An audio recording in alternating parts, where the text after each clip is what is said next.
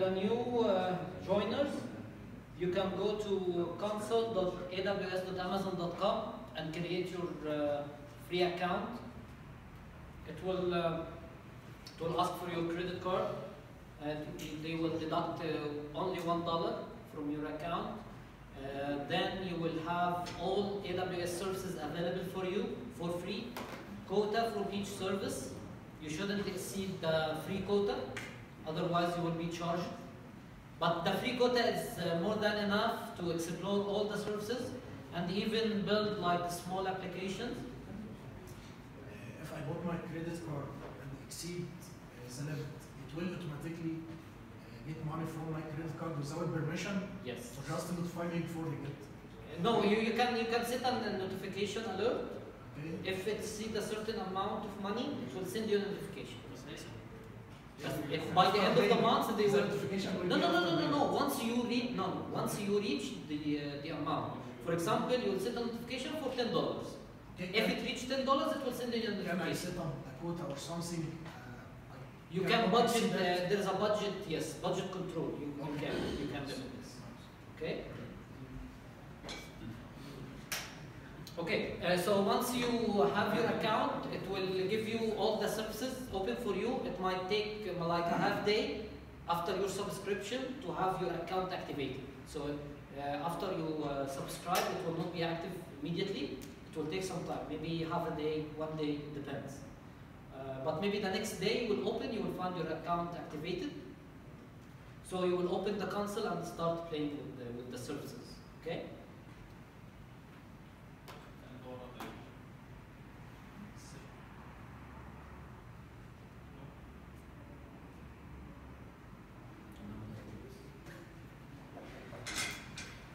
Okay, what we will do for today, we will use the Cloud9. Cloud9 is an online programming IDE tool.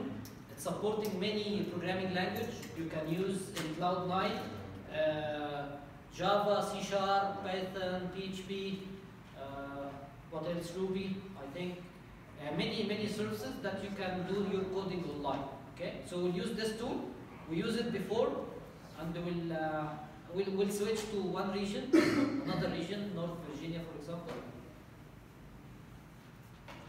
Okay. We'll click here cloud, we'll type here Cloud9.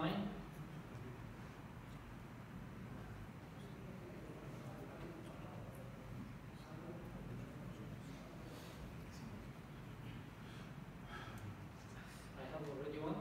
Okay, create a new one. I'll get like SQS. This is the name of my environment. Next step.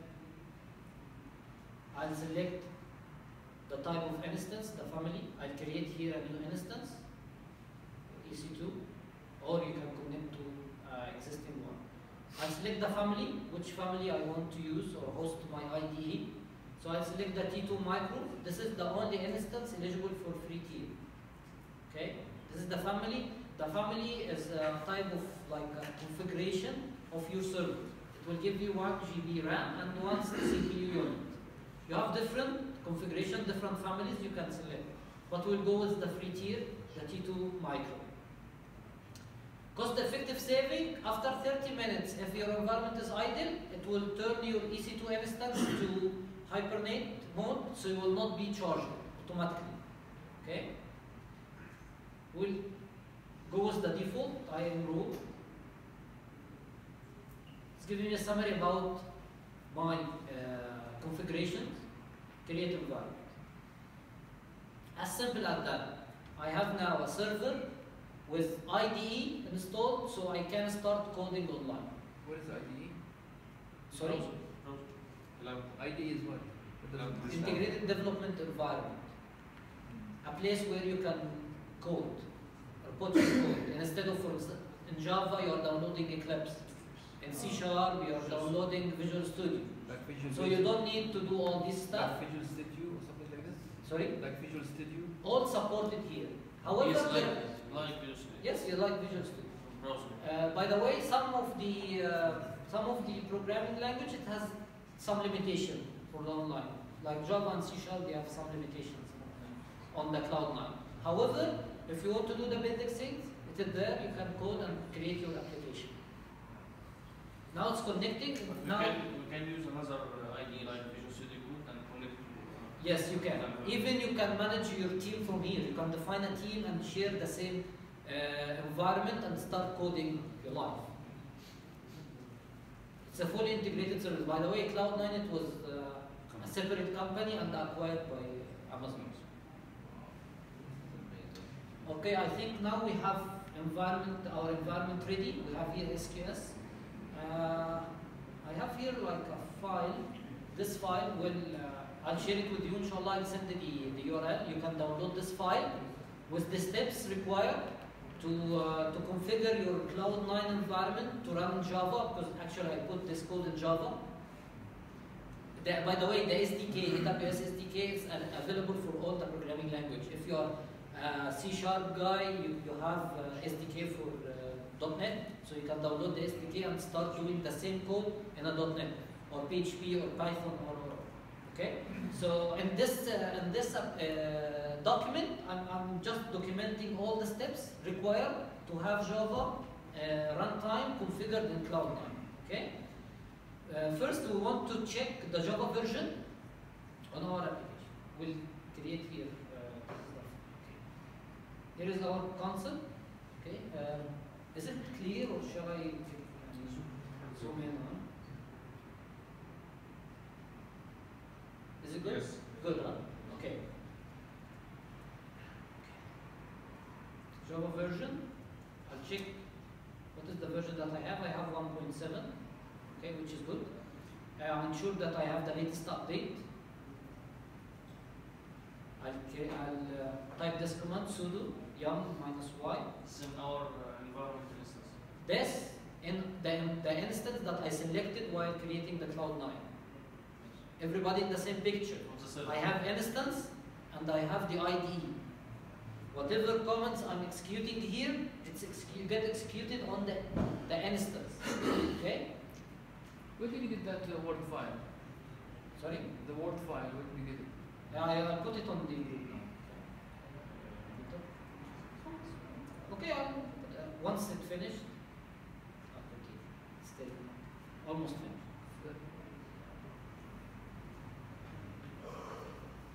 What's the command? What did you execute just now? It's on the image and the sudo yum -y update. This is the command. Linux instance. Sorry? Linux It's a Linux instance, yes. Okay. Okay, now I'll clear this. Then I'll install open. I will not go with the 8. 1.7 is fine for me. I will not go to update. Here the update alternative, whether if you have two versions of Java, you can select. I have now installed 1.7. Here in this command, it will install 1.9. I'll go with 1.7. And you can check here the version of Java that you have. Okay. Now the environment, I'm pretty sure that the Java runtime is installed there, the JDK is there. Now I'll set up the SDK for Java. Installing Maven. Maven, it's an automated tool, built automated tool for Java. You have Gradle if you're familiar with it, or Maven framework. Okay, so we'll install Maven. Maven, whenever we are doing a code, finish the code, it will start building my code and create a package for me. So I'll check for Maven whether it is there or not. It is not there. So I'll start install Maven using this command.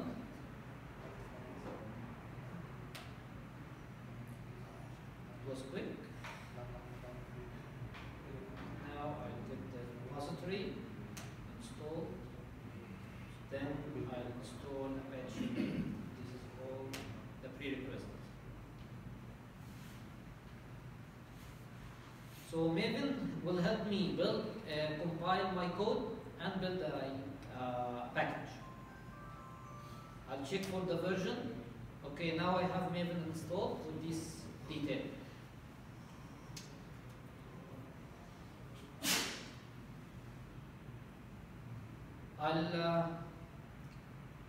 create or generate the first project using Maven, applying this command.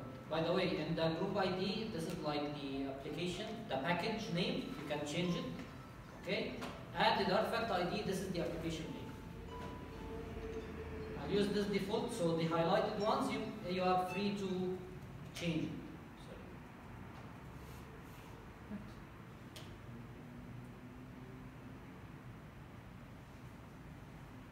To start downloading some the dependencies and that will create my project, an empty project, Maven project, okay? Java has many frameworks to work with. So it's now here in the left side menu, you will find that my application appears, and we have here the source. There is one important file, is the POM. The POM is including all the dependencies or the jars that I need to serve my application. In this POM, actually, I have it ready made for you here. I'll open it. I'll copy and paste all this. It's a configuration for our environment. Okay. What I add, I need Amazon SDK. So automatically when I run, it will the Maven framework will detect that I don't have the AWS SDKs, and will start downloading any missing artifacts from the POM file. Okay? So I will save this file.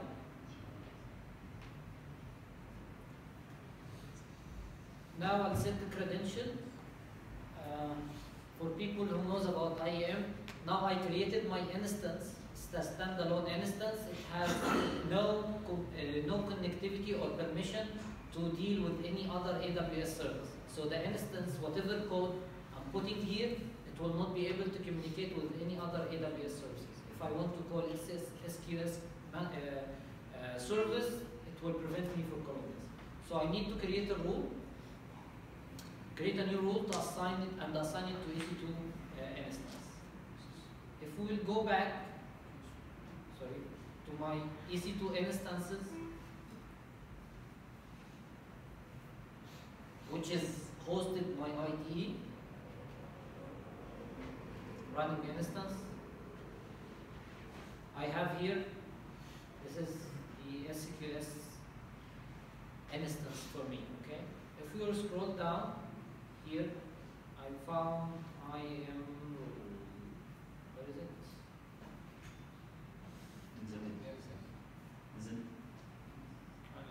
Yes, this is the one, right?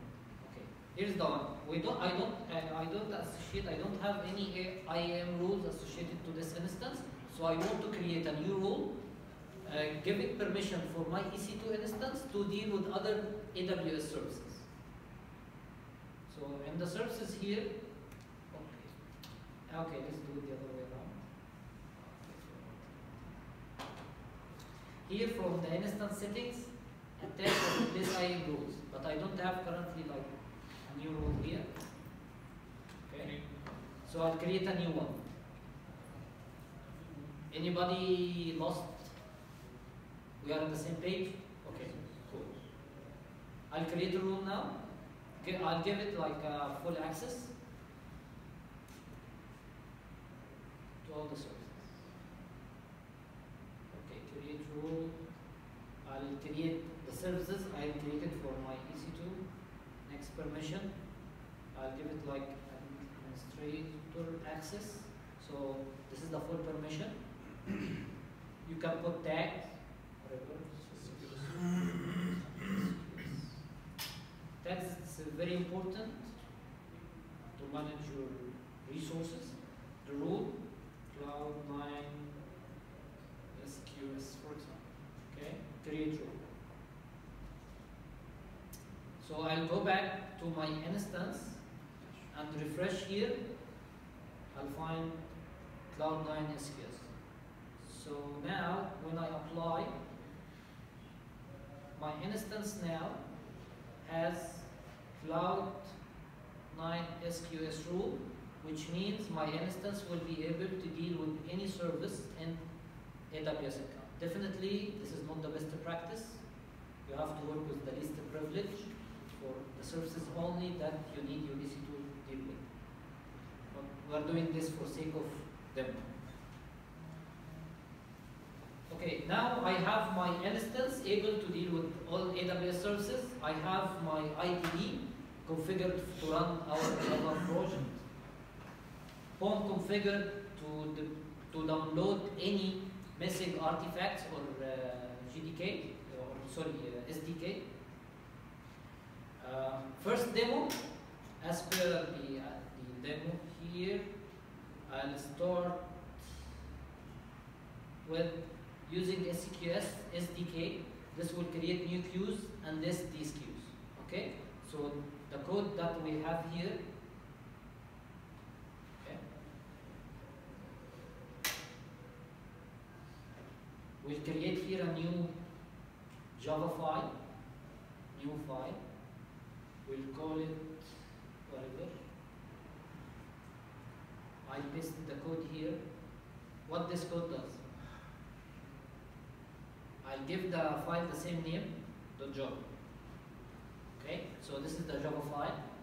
This class, it will have like a static name. It's a queue name, so we'll create a queue named test queue, and we'll append the timestamp, because every time we'll execute the same program, it will create a new queue with the timestamp. Okay. In the main function, we are creating the client to the SQS, and here we are creating the queue. I'm giving the one of the parameters, giving the queue name, which is the test queue plus the timestamp, and set some attributes. One of the attributes is delay per second, how much delay I wait after creating the queue, and the message retention period, how long the message will be stayed in the queue. Okay, these are the two attributes that I will set. Then I'll try to create a queue, try catch, the normal try catch statement. After creating the queue, I'll get the queue URL. So this is the endpoint of the queue that I will deal with it. Okay. After this, I will delete the queue. Why is deleting here? Okay. You will delete the first one. Then we will create Q1, Q2, and my queue. These three queues. It will list the queue and print it out to us in the console. And he will list the queues with filter. He will set a filter here, list the queues, and check the URLs for these queues. Let's save this one, go back to the tutorial, and start executing this code. That's clear. I have, sorry.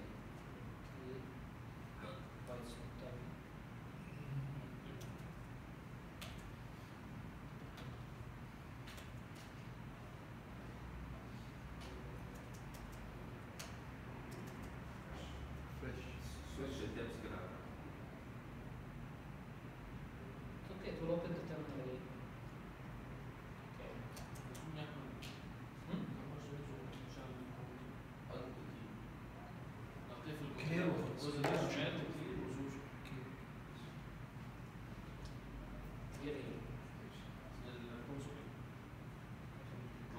I'm trying.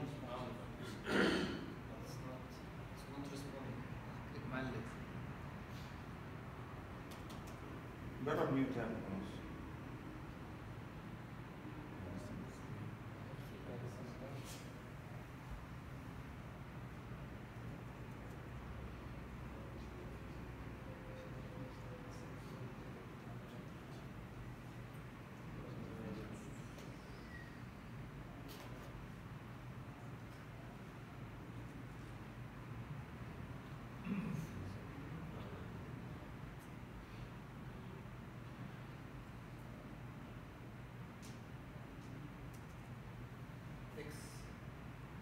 جرب ميوت تعمل خلاص. Okay. I don't know why it got freeze. Okay, so I browse to my application, so I have to go cd sqs. Where I am? Okay, so I have to cd my app.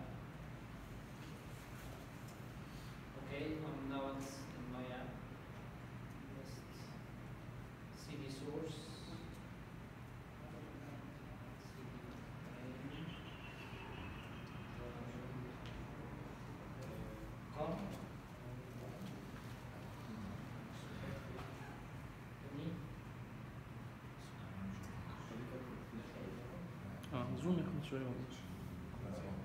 نعمل زوم شويه على البراوزر عشان اوكي على البراوزر ده انا اصلا I switch it. Sorry, this is clear, huh? Much clear. I'm sorry, I have to go back to and back. Okay. Here I'll create a package, Maven package.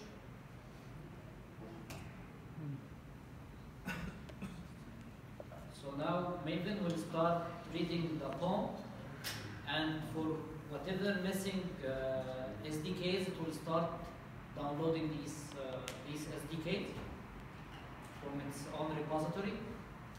This will happen only for the first time because we don't have this in my framework, in my environment.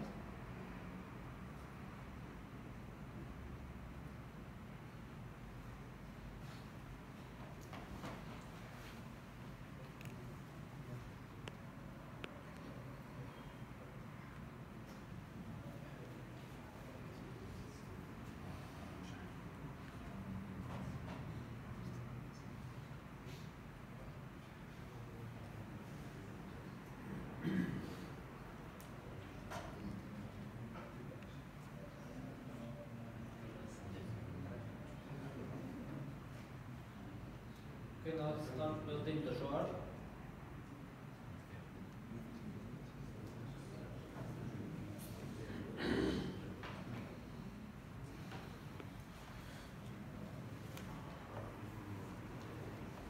Okay, now build succeed.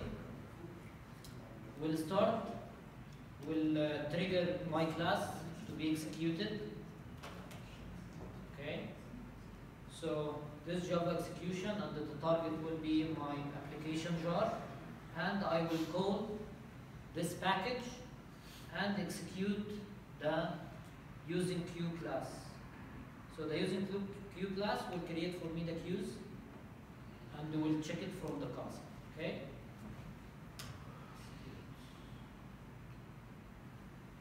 Okay. Now it's created the queues, and we have here the URLs of these queues. Okay. He deleted my queues, I think, and we listed that. Let's switch to the console and check for these queues.